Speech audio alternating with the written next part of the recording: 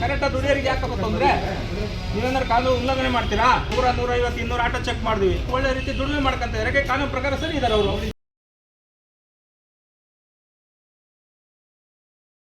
ನಗರದಲ್ಲಿ ಸಂಚಾರ ನಿಯಮ ಉಲ್ಲಂಘಿಸಿ ಸಂಚಾರ ನಡೆಸುತ್ತಿದ್ದ ಆಟೋ ರಿಕ್ಷಾಗಳ ವಿರುದ್ಧ ಟ್ರಾಫಿಕ್ ಪೊಲೀಸ್ ಮತ್ತು ಸಾರಿಗೆ ಇಲಾಖೆ ಅಧಿಕಾರಿಗಳು ಕಾರ್ಯಾಚರಣೆ ನಡೆಸಿದ್ದು, ತಪಾಸಣೆ ವೇಳೆ 70 ಆಟೋಗಳನ್ನು ವಶಕ್ಕೆ ಪಡೆಯಲಾಗಿದೆ.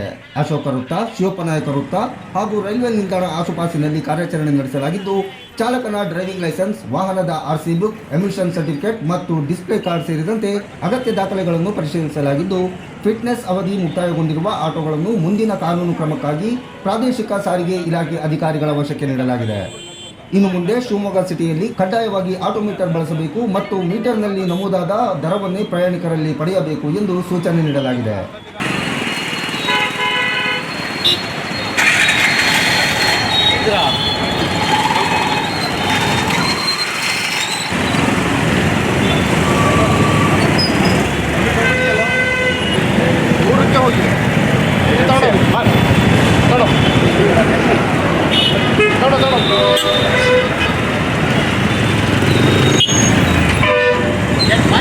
ಒತ್ತಾಯ ಇದೆ, ದಯವಿಟ್ಟು ಯಾರು ಮೀಟರ್ ಹಾಕೋದಿಲ್ಲ ಅವ್ರು ಮೀಟರ್ ಹಾಕಿ ಅಂತೇಳಿ, ಇಲ್ಲ ಕಾನೂನು ಕ್ರಮ ತಗೊಳ್ಳಿ ಅಂತ ಹೇಳ್ತಾರೆ. ಟ್ರಾಫಿಕ್ನವರಿಗೆ ಮಾಡ್ತಾ ಇದೀವಿ, ಅದಕ್ಕೆ ತಾವೆಲ್ಲ ಸಹಕಾರ ಮಾಡಬೇಕು. ಕರೆಕ್ಟಾಗಿ ದುಡಿಯೋರಿಗೆ ಯಾಕಪ್ಪ ತೊಂದರೆ?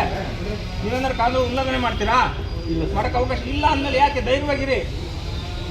ಈಗ ಯಾರ್ದು ತೊಂದರೆ ಇಲ್ಲ, ನಾವು ಚೆಕ್ ಮಾಡ್ತೀವಿ, 100, 150, 200 ಆಟೋ ಚೆಕ್ ಮಾಡಿದ್ವಿ, ಇನ್ನೂ 150 ಆಟೋ ತರಲಿಲ್ಲ, ಯಾಕೆ ಅವ್ರಿಗೆ ಗೌರವ ಕೊಟ್ಟು ಒಳ್ಳೆ ರೀತಿ ದುಡಿಮೆ ಮಾಡ್ಕೊಂತ ಇದ್ದಾರೆ, ಕಾನೂನು ಪ್ರಕಾರ ಸರಿ ಇದ್ದಾರೆ ಅವರು. ಎತ್ಕೊಂಡು RTOದವ್ರು ಬಂದಿದ್ದಾರೆ, ಅದ್ರ ಪ್ರಕಾರ ನೀವು ನಡ್ಕೊಬೇಕು.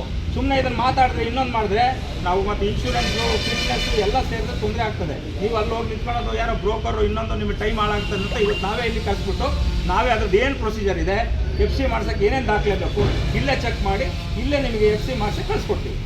ಆಗ್ಬೋದಾ? ಇನ್ಶೂರೆನ್ಸ್ ಇದ್ದರೆ ಯಾರು ಒಬ್ರು ಕಳ್ಸೋಣ, ಇಲ್ಲಿ ಇನ್ಶೂರೆನ್ಸ್ ಎಲ್ಲ ಇನ್ಶೂರೆನ್ಸ್ ಮಾಡ್ಸೋಣ. ಸರ್ಕ್ಯುಲರ್ ಹಂಗೆ ಇರೋದು, ಗೌರ್ಮೆಂಟ್ ಸರ್ಕ್ಯುಲರ್ ಹಂಗೆ ಇರೋದು. ಇನ್ಶೂರೆನ್ಸ್ ನೀವು ದಂಡದ ಇದನ್ನು ರಿಯಾಯಿತಿ ಕೊಟ್ಬಿಟ್ಟು FC ಏನೇನು ದಾಖಲೆಬೇಕು ಮತ್ತು FC ಫೀಸ್ ಏನಿದೆ ಅದನ್ನು ಸರ್ಕಾರದ ಫೀಸ್ ಕಟ್ಬಿಟ್ಟು ನೀವೆಲ್ಲ FC ಅಪ್ಲೈ ಮಾಡಿ. ಆಗ್ಬೋದಾ? ಫೀಸ್ ಮಾಡಿ